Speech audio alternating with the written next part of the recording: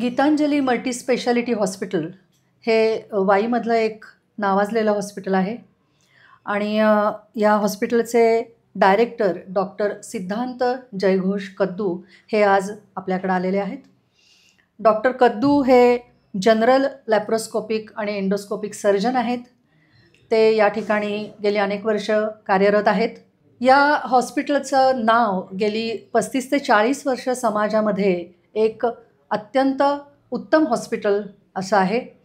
तर डॉक्टर सिद्धांत जयघोष कद्दू यांच्याशी आज आपण बातचीत करूया. नमस्ते. नमस्कार. तुमच्या वडिलांनी हे हॉस्पिटल सुरू केलं हो. आणि गेली 35 वर्ष वाईमधलं एक प्रसिद्ध हॉस्पिटल म्हणून याचं नाव आहे. तर तुमच्या वडिलांना तुम्ही लहानपणापासून समाजामध्ये काम करताना बघितलं आहे. तुमच्या मनात असं केव्हा आलं की आपण पण डॉक्टर व्हायचं, किंवा ही प्रेरणा तुम्हाला कशामुळे मिळाली? मी लहानपणापासूनच माझ्या वडिलांना हॉस्पिटलमध्ये काम करताना बघत आलो आहे आणि बऱ्याच वेळा त्यांचा दृष्टिकोन असा होता की आपण पण शिकावं.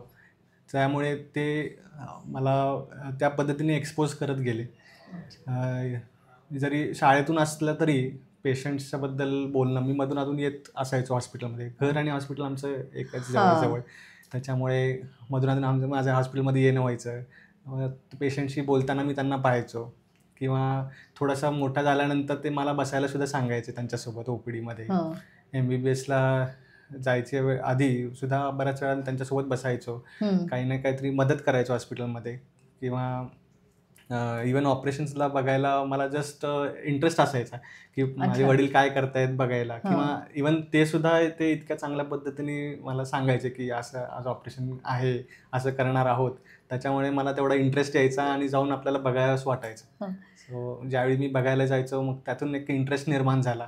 मग त्यात असं पण हळूहळू होत गेलं की माझे वडील म्हणायचे की फक्त ऑपरेशनला यायचं नाही, ऑपरेशनला यायच्या आधी जे काही करायला पाहिजे ते तू बघ.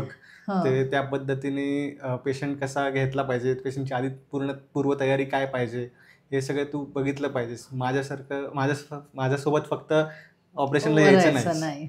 सो त्यातून काही ना काही गोष्टी शिकत गेलो. म्हणजे तुम्हाला हे घरातनं बाळकडू मिळालं असं म्हणायला हरकत नाही. हो. ओके. सो आणि तसा इंटरेस्ट सुद्धा येत गेला आणि त्या एक्सपोजरमुळे मला सुद्धा वाटलं की त्याच पद्धतीने मी एक डॉक्टर व्हावं, त्यापेक्षा जास्त एक सर्जनच व्हावं असं मला सुद्धा वाटत गेलं. आणि ते गुण मी माझ्यामध्ये पण आयडेंटिफाय करत गेलो की मला काहीतरी ऑपरेशन करून पेशंटला लवकरात लवकर बरं करण्यामध्ये जी थ्रिल आहे, किंवा पेशंटकडून जो रिस्पॉन्स मिळतो, अरे वा छान लवकर झालं, सगळं व्यवस्थित झालं, ते आणि मेडिसिनमध्ये जे हळूहळू गोष्टी होत असतात, पेशंट त्यातही बरा होत असतो, पण सर्जरी करून लवकर रिझल्ट जो दिसतो, पॉझिटिव्ह रिझल्ट ॲक्च्युली जो दिसतो, ते मला जास्त भावलं. आणि मग मलाही सुद्धा वाटलं की आपण एक चांगला उत्कृष्ट सर्जन व्हावं. पण वडिलांना तुम्ही पहिल्यापासून डॉक्टर म्हणून काम करताना बघत आला. डॉक्टर म्हणून ते उत्तम होतेच, म्हणजे ते आम्ही आता ऐकलेलं आहे. पण त्यांच्यामध्ये माणूस म्हणून काही आणखीन वेगळे गुण होते की जे तुम्हाला लहानपणापासून दिसले आणि त्याचं एक रिफ्लेक्शन तुमच्यामध्ये आलं. तर त्याच्याबद्दल तुम्हाला काय आठवतंय? म्हणजे माझे वडील डॉक्टर जयघोष कद्दू बऱ्याच अडचणीतून त्यांचं शिक्षण, त्यांचं डॉक्टर सर्जन होणे, हे बऱ्याच अडचणीतून ते आलेले. इथे वाईसारख्या एका ठिकाणी कर्नाटकमधून येऊन नवीन हॉस्पिटल तयार करणं आणि ह्या मोठ्या प्रमाणात तयार करण्यामध्ये सुद्धा भरपूर अडचणी आल्या. त्याच्यामुळे मे बी त्यांच्यामध्ये एक सिम्प्लिसिटी, एक ह्युमिलिटी, एक साधेपणा होता. असा कुठे काही इगो नव्हता. त्याच्यामुळे त्यांच्या सर्व व्यवहारामध्ये पेशंट्स सोबत बातचीत करताना, बाकीच्या काही लोकांसोबत व्यवहार करताना एक साधेपणा होता, एक रिस्पेक्टफुलनेस होता.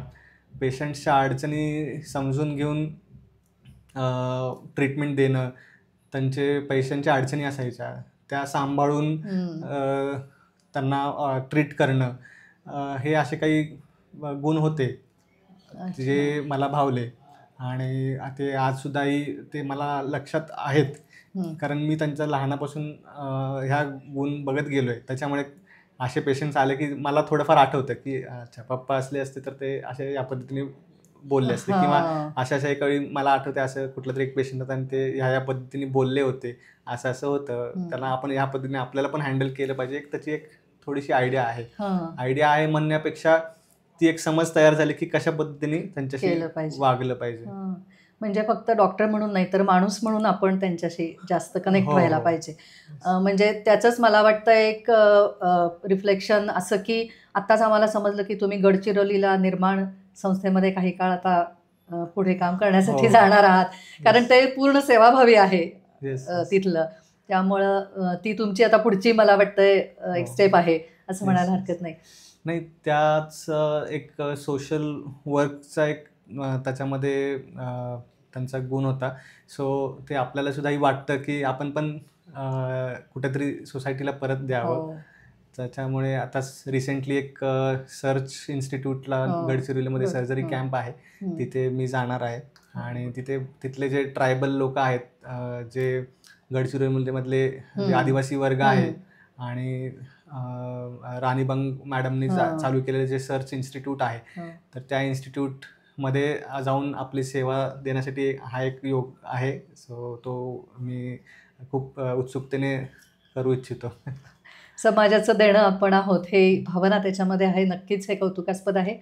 पण तुम्ही मुंबईमध्ये शिक्षण तुमचं झालं आणि तिथं तुम्हाला बऱ्याच हॉस्पिटल्समधनं ऑफर्स आल्या असतील. म्हणजे मुंबईत एकदा गेला माणूस की मागं येणं थोडं अवघड असतं, पण तरीसुद्धा तुम्ही परत वाईमध्ये आलात, हे कसं काय झालं? मी मुंबईमध्ये सायन हॉस्पिटलला होतो. सायन हॉस्पिटल एशियामधलं one of the largest tertiary care centres आहे. इंडियामधलं सर्वात पहिलं ट्रॉमा सेंटर म्हणून तिथे होतं. त्यामुळे तिथे भरपूर असंख्य पेशंट्स, त्याच्यामुळे तिथे मला एक्सपोजर खूप छान मिळाला. सर्जरी करण्यासाठी भरपूर संधी मिळाली, भरपूर नवीन गोष्टी शिकायला मिळाल्या. लॅप्रोस्कोपी, एंडोस्कोपी, माझं एंडोस्कोपीचं फेलोशिप तिथे झालं.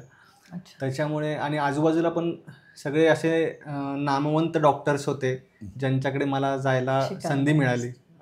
रॉय पाटणकर सर असतील, सूर्यप्रकाश भंडारी सर असतील, अमित मायदेव सर होते, जे सगळे मोठी नावं आहेत एंडोस्कोपीमध्ये, सर्जरीमध्ये. त्यांच्यासोबत मला काम करायला थोडं मिळालं, त्यांच्यासोबत भेटायला मिळालं. त्याच्यामुळे तिथे संधी खूप आहेत, एक्सपोजरसुद्धा भरपूर मिळालं, ॲडव्हान्स गोष्टी तिथे करायला शिकायला भरपूर आहेत. पण लहानपणापासूनच मी वाईतला आहे, इथे मला परत यायचंच होतं, आधीपासून मनात माझं फिक्स आहे. आणि आपल्या लोकांसाठी जसं आपल्या वडिलांनी केलं आहे तसंच स्वतःला एक तर कार्य सेम करायचं आहे असं माझी इच्छा होती आधीपासूनच. आणि वडिलांनी चालू केलेलं कार्य व्यवस्थितपणे पुढे घेऊन जायची एक आधीपासूनच इच्छा होती. त्याच्यामुळे माझं वाईला येणं ठरलं. आणि माझी एक रिस्पॉन्सिबिलिटीसुद्धा होती, कारण वडील गेल्यापासून 6 वर्ष झाल्यानंतर माझी आई संजीवनी कद्दू, जे आता हॉस्पिटलचे चेअरमन ॲडमिनिस्ट्रेटर म्हणून काम करत आहेत, ते सिंगल हँडेडली त्यांनी भरपूर गोष्टी केल्या. कोविड काळातसुद्धा हॉस्पिटल त्यांनी बाकीच्या डॉक्टरांना घेऊन सोबत भरपूर पुढे चालवलं. सो परत कधीतरी जाऊन आपल्या आईचं थोडंसं मदत करायला आणि तिचं थोडंसं बोजं हलकं करायला सुद्धा असं होतं. त्यामुळे वाईला यायलाच हवं होतं. खूप छान वाटलं हे ऐकून. पण तुम्ही जेव्हा इथं काम करायला सुरुवात केली या हॉस्पिटलमध्ये, तेव्हाचं हॉस्पिटल आणि आता काही वर्ष झाल्यानंतरचं हॉस्पिटल, ह्याच्यामध्ये काय तुम्ही सुधारणा किंवा काय बदल केले थोडे? म्हणजे तुम्ही ज्या विभागामध्ये शिक्षण झालं सर्जरीमध्ये, एंडोस्कोपिक, त्या दृष्टीनं तुम्ही इथं काय काय बदल केले? तसं म्हणलं तर माझ्या वडिलांनी वाईसारख्या ठिकाणी एक ॲडव्हान्स्ड मल्टीस्पेशालिटी एका छताखाली सर्व सोयी असलेलं हॉस्पिटल आधीपासून निर्माण केलं होतंच. त्याच्यामुळे मी स्वतःला ॲक्च्युली लकी समजतो की ऑलरेडी एक वेल सेटअप हॉस्पिटलमध्ये मला यायला मिळालं. आणि माझे ॲडव्हान्स्ड जे काही गोष्टी शिकलो त्या गोष्टींना इथे वाव मिळेल अशी संधी ऑलरेडी सरांनी, माझ्या वडिलांनी ऑलरेडी तयार करून ठेवली होती. त्याच्यामुळे मी लकीसुद्धा मानतो स्वतःला. आणि एक थोडीशी सहजपणा पण होता, मला खूप काही अडचणी आल्या नाहीत. त्याच्यामुळे मी त्यामध्ये लकी आहे. पण स्वतःहून मला काहीतरी नवीन डेव्हलप करायचंच होतं. सो जे मी मुंबईमध्ये शिकलो ते इथे मी अप्लाय करण्यासाठी नेहमी माझी काही ना काहीतरी तयारी होतीच. सो इथे आल्यावर आता 2 वर्ष होत येतील. वाईमधलं फर्स्ट ॲडव्हान्स्ड एंडोस्कोपी सेंटर मी आपलं सेटअप केलं आहे माझ्या उपस्थितीत.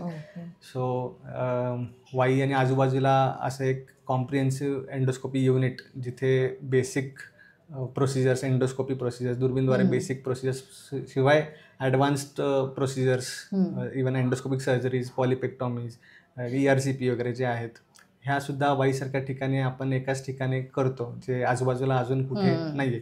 सो एंडोस्कोपी युनिट ॲडव्हान्स्ड आणि एक कॉम्प्रिहेन्सिव्ह असा वाईतला पहिलाच युनिट मी आल्यानंतर आपण इथे चालू केला.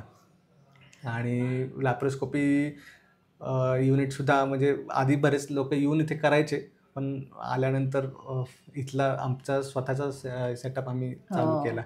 त्याशिवाय 5-6 वर्षांमध्ये जो गॅप पडला होता, म्हणजे माझे वडील गेल्यानंतर काही ॲडव्हान्स गोष्टी ज्या होणं गरजेचं होतं किंवा जे डॉक्टर्स येऊन करायचे, माझ्या वडील असताना त्यांच्या विश्वासाने येऊन इथे करायचे, तो गॅप पडला होता. तो आता मी आल्यानंतर काही मेजर सर्जरीज असतील किंवा काही तसे सिरियस पेशंट्स असतील ते आम्ही आत्ता सध्या ट्रीट करू शकतो त्या पद्धतीने. कारण आपण असल्या कारणाने माझ्यासोबत माझी वाईफ डॉक्टर रुचा, जी एक क्रिटिकल केअर फिजिशियन म्हणून एक उत्तम फिजिशियन आहे. सो आमच्या दोघांच्या प्रेझेन्समध्ये आम्ही एक अशी चांगली टीम म्हणून आहोत आणि त्या विश्वासाने अजून डॉक्टर्स पेशंट्स पाठवतात आणि क्रिटिकल पेशंटसुद्धा आम्ही वाईतून कुठे न जाता त्यांना इथल्याच एका छताखाली व्यवस्थित आपण पूर्णपणे ट्रीट करू शकतो. Very good. म्हणजे मला तर हे ऐकताना असं वाटतंय की इथले पेशंट बाहेर आता जायच्याऐवजी बाहेरच्या गावातनं पेशंट इकडे येतील काही दिवसांनी, इतकं हे उत्तम हॉस्पिटल झालेलं आहे. पण तुम्हाला अशी एखाद्या केस आठवते का, म्हणजे की ज्यामुळं तुम्हाला असं वाटलं की आपण याच गोष्टीसाठी बाईला परत आलो, आपल्या हॉस्पिटलमध्ये आलो? आणि तुमच्या हाताकडून बऱ्याच केसेस आता गेल्या असतील. हो, अशा काही केसेस गेल्या, पण त्यात एक केस होती, त्या पेशंटचं नाव घेऊ शकणार नाही, पण एक 70-80 वर्षाचा एल्डरली पेशंट होता आणि त्याचा रक्ताच्या उलट्या होत होत्या. त्याला हेमॅटॅमेसिस म्हणतो. आधी एक साधी उलटी झाली आणि अचानक त्यानंतर रक्ताच्या उलट्या यायला लागल्या. तर जवळच्याच एका डॉक्टरांनी त्यांना इथे पाठवलं होतं. पेशंट रक्ताच्या उलट्या होऊन त्याच्या सगळं छातीमध्ये सुद्धा गेल्या होत्या, लंग इन्फेक्शन झाले होते. सो असा आलेला पेशंट आधी त्याचं सगळं स्टेबलाइज केल्यानंतर एंडोस्कोपिक करून त्याला त्यांच्या अन्ननलिकामध्ये एक चिरफाड झाली होती, मॅलोरी स्टेअर असं म्हणतात. सो त्याला सेटल केल्यानंतर ते क्लिपिंग एक प्रोसिजर आहे, ते केलं गेलं आणि इव्हेंच्युअली त्याचं लंग इन्फेक्शन जे होतं त्याच्यामध्ये डॉक्टर रुचा मॅडम, माझी wife, as a critical care physician, तिचा भरपूर रोल होता. व्हेंटिलेटरवर होता पेशंट बरेच दिवस, त्यातून तो बाहेर आला. 70-80 वर्षाचा पेशंट ह्या कंडिशनमधून बाहेर आल्यानंतर म्हणजे आम्ही पण खूपच समाधान मिळालं, सरप्राईज्ड होतो आणि it was all a miracle. So आणि आय वॉज रिफ्लेक्टिव्ह की ठीक आहे, आता आपण जे काही करून आलो आहे इथे, आपण त्या पेशंट्सना असं सर्व्हिस देऊ शकतो आणि आपलेच पेशंट्स, आपण नसताना हा पेशंट हा वाईमध्ये राहिलाच नसता, त्याला कुठेतरी दुसरीकडे पाठवलं गेलं असतं, केलं असतं. हे सर्व आपण गोष्टी करू शकतो. त्याच्यातून एक कॉन्फिडन्स मिळाला. पेशंटचे नातेवाईक तर खूपच खुश होते. पेशंट स्वतः एका महिन्याभरानंतर ज्यावेळी चालत आला, एवढं सगळं न्यूमोनिया झाल्यानंतर ॲस्पिरेशन वगैरे, तोही स्वतः खूप खुश होता. त्याच्यामुळे आम्ही दोघेही खूप खुश होतो की आपण खूप छान पद्धतीने या पेशंटला बाहेर काढलं आहे. ह्याच्यामध्ये आमचाच फक्त सहभाग नव्हता, बट बाकी हॉस्पिटल टीम होती, त्यांचे आपले सर्व स्टाफ होता, जो कोण आमच्यासोबत चांगला ट्रेंड आहे. आणि सोबत त्यांचे पेशंट्स आणि आजूबाजूचे डॉक्टर्स, त्यांनी सुद्धा सहकार्य केलं की आमच्यावर विश्वास ठेवून आपण हा पेशंट इथे ट्रीट केला. So it was a miracle as well as good effort. तुमच्या वडिलांच्या काळामधले जे पेशंट्स वाईमधले जे अजून हॉस्पिटलमध्ये येत असतील किंवा त्यांची पुढची पिढी तेही अजून या हॉस्पिटलमध्ये येत असतील, तर तुमच्या वडिलांच्याबद्दल त्यांच्याकडनं तुम्हाला ऐकायला मिळत असेल तर तेव्हा काय वाटतं, म्हणजे काय भावना असते? हो, हो. ॲक्च्युली भरपूर पेशंट्स आहेत जे वडिलांच्या काळापासून येतात आणि आल्या-आल्या OPDमध्ये त्यांचा एक मोठा फोटो आहे. हं, तो हं, हं. पेशंटचा आधी फोटो बघितला का आधी त्यांना नमस्कार करतात आणि तिथे एक देवमाणूस असल्यासारखं आधी त्यांची मला आठवण करून देतात. हो. आणि अशा-अशा पद्धतीने आम्ही भरपूर दिवसांपासून आहे, अशा-अशा पद्धतीने आम्हाला ट्रीट करायचं आहे. त्याच्यामुळे ते मला सांगतात. त्याच्यामुळे ते माझ्या मनात असं असतं, की अरे आपल्याला पण त्याच पद्धतीने व्यवस्थित हा पेशंटला बघितलं पाहिजे, त्याच पद्धतीने त्यांना हँडल केलं पाहिजे. जबाबदारी आहे. जबाबदारीने केलं पाहिजे. अ, आता इथपर्यंत हॉस्पिटल आलेलं आहे. तुमच्या प्रयत्नातनं ते आणखीन पुढं जास्त चांगल्या पद्धतीनं वाढेल. पण एक पुढच्या 10 वर्षातलं तुमच्या डोळ्यासमोर एक काय असं स्वप्न आहे, की बाबा इथे आता या पद्धतीनं आपण काही बदल करायचा आहे किंवा काय म्हणजे? पुढच्या 10 वर्षात असा आमचं विजन आहे, की अ, अजून थोडे सुपर स्पेशालिटीज आम्हाला डेव्हलप करायच्या आहेत आणि मॅक्सिमम फॅसिलिटीज डेव्हलप करायच्यात आहे. जसं की एंडोस्कोपी आता आम्ही केलेलं आहे. तसंच अजून ॲडव्हान्स्ड काही लॅप्रोस्कोपिक सर्जरीज आहेत. हां. त्यासाठी मॉड्युलर ओटी लागणार आहे. सो ते एक मॉड्युलर ओटीचा एक कॉन्सेप्ट आहे आणि एक कॉम्प्रिहेन्सिव्ह क्रिटिकल केअर युनिट म्हणजे अच्छा. एक ICU तर आहेच. हां. वाईमध्ये आपल्यासोबत अजून काही ICUज आहेत. हं. पण ॲक्च्युअल एक वेल सेटअप कॉम्प्रिहेन्सिव्ह ICU म्हणजे मॅक्सिमम क्रिटिकल प्रोसिजर्स जे काही आपण करू शकू एका हं, ठिकाणी. हं. काही USG गाईडेड प्रोसिजर्स असतील किंवा काही क्रिटिकल प्रोसिजर्स जे ICUमध्येच करू शकतो. हो. तर त्याच पद्धतीचे पेशंट्स आपण हँडल करू शकू, हं. असे प्रोसिजर्स डेव्हलप करण्यासाठी एक ट्रेन्ड टीम आणि ट्रेन्ड स्टाफ आणि ट्रेन्ड सेटअप तसा करण्यासाठी आमचा प्रयत्न आहे. हं. कार्डिओलॉजीमध्ये आपल्याकडे कॅथ लॅब आहे. पण आपल्याला बऱ्याच वेळा बायपाससाठी पेशंट्स बाहेर पाठवायला लागतात. अच्छा. तर त्याच्यामध्ये एक असा विचारसुद्धा आहे फ्युचरमध्ये, की कार्डिओथोरॅसिक सर्जरीसाठी सेटअप तसा हं. क्रिएट करायचा वाह! आणि म्हणजे लोकांना कोणत्याच गोष्टीसाठी बाहेर जाण्याची हो. गरज भागणार नाही. हळू-हळू अच्छा. हळूहळू प्रयत्न करत मॅक्सिमम गोष्टी एका ठिकाणी आणून हां. वाईतल्या लोकांसाठी सोय करून देणे यासाठी जे काही करावं लागेल त्यासाठी प्रयत्न नेहमीच राहणार. नक्कीच. म्हणजे तुमच्या वडिलांनी या हॉस्पिटलचा पाया घातला आणि तेव्हापासनं ही परंपरा चालत आली. आणखीन तुम्ही तो वारसा पुढे आता आणलेला आहे. आत्ता जर का तुमचे वडील असते, तर हॉस्पिटलमध्ये म्हणजे तुम्ही डॉक्टर झाल्यानंतर तुम्ही त्यांना या हॉस्पिटलमधल्या कुठल्या ठिकाणी आधी घेऊन दाखवायला गेला असतात? अच्छा. एक इमॅजिन तुम्ही काय करता, की ओके. माझे वडील सर्जन होते. सो अच्छा.